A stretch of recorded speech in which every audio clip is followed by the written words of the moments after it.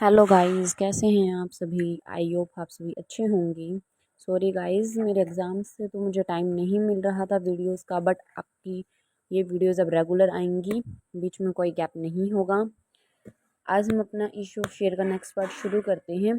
Private placement of share. Private placement of share क्या होता है कि जिसमें जो भी हम शेयर्स को इशू करते हैं या अलॉट करते हैं वो एक ग्रुप में करते हैं। मतलब कि जैसे हमारा कोई फैमिली पर्सन्स हो गया या कोई हमारा फ्रेंड्स हो गया, रिलेटिव्स होगा, उसको इशू किया जाता है, ना कि कोई पब्लिक इशू करते हैं हम।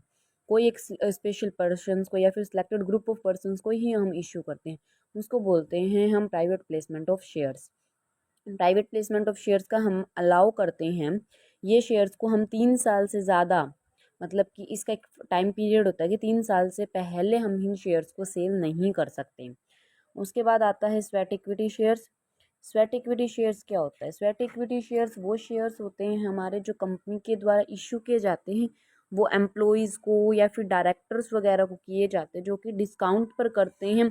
उनको कंसीडरेशन दिया जाता है कैश के अलावा, और अब हमारे जो राइट्स हैं उनको देखा जाता है कैसे इंटेलेक्चुअल प्रॉपर्टी राइट्स के द्वारा हम बना सकते हैं उनको। इनका लॉक इन पीरियड 1 साल होता है, तो हम इसको 1 साल से पहले सेल नहीं कर सकते। एंट्रीज जो इक्विटी शेयर्स की होती है, हमारी नॉर्मल एंट्रीज, वही हमारी स्वेट इक्विटी शेयर्स की एंट्रीज होती हैं। नेक्स्ट आता है एम्प्लॉय स्टॉक ऑप्शन प्लान। ये एक प्लान होता है, ESOP मतलब एम्प्लॉय स्टॉक ऑप्शन प्लान। ये एक प्लान होता है जो इसमें कंपनी ऑप्शन देती है एम्प्लॉयज़ को कि शेयर्स को एक्वायर करे एक फ्यूचर डेट पर, एक प्री डिटरमाइंड प्राइजेस पर। जैसे उनको ऑब्जेक्टिव्स क्या हो गया उनका कि परफॉर्मेंस के बेसिस पर उनको रिवार्ड देना, उनके बीच में रिलेशंस बनाना, अट्रैक्ट करना उनको टैलेंट के बेस पे, लॉयल्टी देना और एम्प्लॉयज़ करना, एम्प्लॉयज़ को मोटिवेट करना। इसका लॉक इन पीरियड होता है 1 साल। इसमें वही होता है कि शेयर्स को इशू किया जाता है एम्प्लॉय स्टॉक ऑप्शन प्लान के अंदर, मिनिमम में 1 साल से पहले हम उनको डिस्पोज ऑफ नहीं कर सकते। नेक्स्ट आता है हमारे पास मिनिमम सब्सक्रिप्शन। मिनिमम सब्सक्रिप्शन क्या होता है कि वो अमाउंट जिसमें कंपनी इशू कैपिटल को इशू करने के टाइम पर बढ़ा देती है। जब हमें मिनिमम सब्सक्रिप्शन की ज़रूरत होती है तो कंपनी अपने फंड्स को बढ़ाती है पब्लिक से, और जब कंपनी सक्सेसफुल हो जाती है पूरी अमाउंट को लेने में मिनिमम सब्सक्रिप्शंस की, तो उस टाइम पे जो हमारा सब्सक्रिप्शन होता है वो 90% होता है इशूड अमाउंट का डेट ऑफ क्लोजर तक। उसके बाद आता है हमारे पास प्रीलिमिनरी एक्सपेंसेस। प्रीलिमिनरी एक्सपेंसेस वो एक्सपेंसेस होते हैं जो प्रमोटर होते हैं कंपनी के, इनको इनकर किए जाते हैं इनकॉर्पोरेटिंग के टाइम पर। कंपनी जब इनकॉर्पोरेट होती है उस टाइम पर कंपनी के जो एक्सपेंसेस होते हैं उनको इनकर किया जाता है। प्रीलिमिनरी एक्सपेंसेस ये डिसअलाउ होते हैं, मतलब इनको अलाउ नहीं किया जाता कैपिटल नेचर के लिए। और ये हमारे सेटिंग अप ऑफ बिजनेस, जब हम बिजनेस को हम सेट करते हैं उस टाइम पे ये हमारे एक्सपेंसेस होते हैं। जैसे कंपनी के इनकॉर्पोरेशन के टाइम के एक्सपेंसेस हो गए, लोगों के एक्सपेंसेस हो गए, paid up for stamp duties. उसके बाद जो प्रीमियम एक्सपेंसेस है इसको हम राइट ऑफ करते हैं अगेंस्ट सिक्योरिटी प्रीमियम के अगेंस्ट हम इसको राइट ऑफ करते हैं। और ये हम स्टेटमेंट ऑफ P&L की ही एब्सेंस में इनको राइट ऑफ किया जाता है, उसी टाइम पर इनको इनकर भी किया जाता है। नेक्स्ट आता है बुक बिल्डिंग प्रोसेस। सबसे इंपॉर्टेंट होता है ये हमारा टॉपिक। बुक बिल्डिंग प्रोसेस एक प्रोसेस होती है जिसमें हम शेयर्स को इशू करते हैं और वो डिटरमाइन किया जाता है डिमांड और सप्लाई के बेस के ऊपर कैपिटल मार्केट में।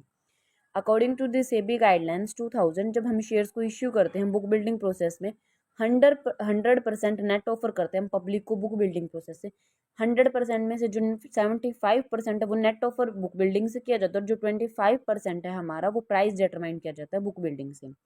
इसकी प्रोसेस क्या होता है? सबसे पहले जो अंडर राइटर्स है उसको हायर किया जाता है, उसके बाद उसकी बिडिंग की जाती है जो इन्वेस्टर्स होते हैं, उसके बाद प्राइसेस को शेयर करके उसकी प्रोसेस को ट्रांसपेरेंट करना और फिर उसको अलॉट करना या फिर सेटलमेंट करना हमारे शेयर्स की।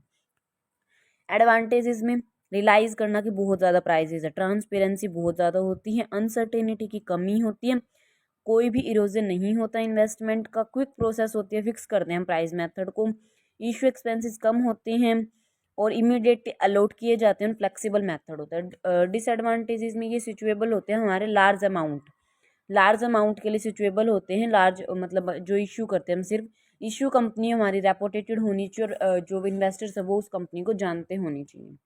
नेक्स्ट इंपॉर्टेंट, सबसे इंपॉर्टेंट टॉपिक है हमारा फॉर फीचर ऑफ शेयर्स।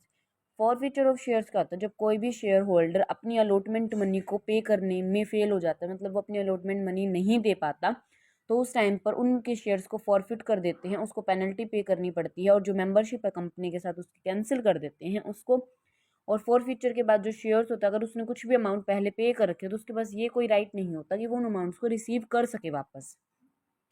तीन केस होते हैं कि शेयर करना हमने फॉरफीचर इशू करना प्रीमियम पर, पार पर, डिस्काउंट पर। जब हम शेयर्स को प्रीमियम पर इशू करते हैं तो हमारे शेयर्स, एक तो दो केसेस आते हैं, एक तो ऑलरेडी रिसीव हो जाते हैं और एक ऑलरेडी रिसीव नहीं होते। अगर हमारे शेयर्स ऑलरेडी रिसीव हो जाते हैं तो हमें सिक्योरिटी प्रीमियम अकाउंट को डेबिट करने की ज़रूरत नहीं पड़ती, और अगर हमारे शेयर्स प्रीमियम पर नहीं होते फॉरफिट, तो हमें सिक्योरिटी प्रीमियम अकाउंट को डेबिट करने की ज़रूरत पड़ती है। डिस्काउंट पर होते हैं तो सेक्शन 53 है कंपनीज एक्ट का, उस टाइम पर प्रोहिबिटेशन मतलब रोक लगा दी गई थी इक्विटी शेयर्स को डिस्काउंट पर इशू करने के लिए। पार पर शेयर कैपिटल को डेबिट करते हैं टू अलॉटमेंट, टू कॉल और टू शेयर फॉरफीचर। री इशू ऑफ फॉरफीटेड शेयर्स, री इशू मतलब जो डायरेक्टर कंपनी की अथॉरिटी होती है उनके पास कि वो री इशू कर सकते हैं फॉरफीटेड शेयर्स को। तो फॉरफीटेड शेयर्स को हम री इशू करते हैं डिस्काउंट पर, जो अमाउंट होती है डिस्काउंट की उसको फॉरफीचर अकाउंट में हम शो करते हैं, और जो अमाउंट एक्स्ट्रा बच जाती है उसको हम कैपिटल रिजर्व में ट्रांसफ़र कर देते हैं। जैसे 10 रुपये का कोई शेयर था तो 3 रुपये में उसने ऑलरेडी फॉरफिट कर रखे तो शेयर्स को रीइश्यू करवाने के लिए, तो मिनिमम 7 रुपये ही कलेक्ट कर सकता है रीइश्यू करवाने के लिए शेयर्स को। 3 रुपये तो उसने कर दिए, मतलब 3 रुपये का उसको डिस्काउंट हुआ, 7 रुपये पे उसने कर दिया, तो 10 रुपये का टोटल तब हुआ वो शेयर्स। इसके एंट्रीज क्या, bank account debit to share capital, bank debit to share capital to security premium, और डिस्काउंट पे bank debit share forfeiture debit to share capital. Credit balance होगा शेयर कैपिटल का, जो शेयर फॉरफीचर का वो capital gain होगा, उसको हम कैपिटल रिजर्व में ट्रांसफर करेंगे, तो एंट्री होगी share forfeiture debit to capital reserve. एक एग्जाम्पल है इसमें, इलस्ट्रेशन लगा लो। एक कंपनी ने ऑफर करा 1 लाख इक्विटी शेयर्स को, ठीक है, 10 रुपये का एक था, पब्लिक को करा 3 रुपये एप्लीकेशन पे, 4 रुपये अलॉटमेंट पे, बैलेंस बच गया, मतलब 3 रुपये बच गया बैलेंस। एप्लीकेशन हमें रिसीव हुई 1,40,000 रुपये की, जिसमें से 80,000 वालों को तो 80,000 दे दिए, 50,000 वालों को 20,000 दिए, 10,000 वालों को कुछ भी नहीं दिया, और जो भी एप्लीकेशन मनी थी ना हमारी, वो हमें अलॉटमेंट पे एडजस्ट करनी थी, और जो बच जाती है वो हमें रिटर्न करनी थी। तो एक शेयर होल्डर ने 1000 इक्विटी शेयर्स के लिए अप्लाई किया, लेकिन वो 1000 इक्विटी शेयर्स थे जो उसके वो फेल हो गया अलॉटमेंट मनी को पे करने के लिए, तो उसके शेयर्स को हमें फॉरफिट करना पड़ा।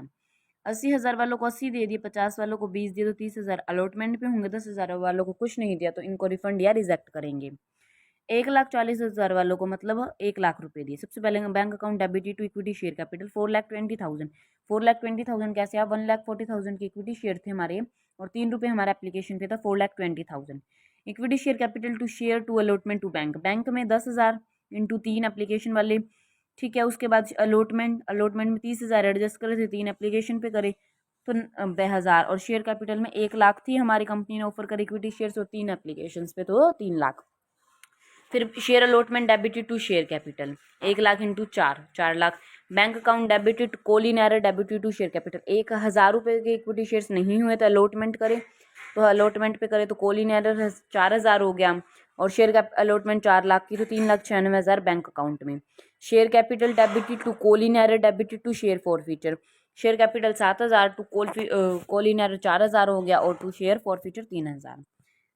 गाइज अगर आपको मेरी वीडियो अच्छी लगी तो लाइक शेयर कमेंट करना ना भूलें, और अगर आपको इस वीडियो का नेक्स्ट पार्ट चाहिए तो मुझे कमेंट सेक्शन में ज़रूर बताएं। Thanks for watching.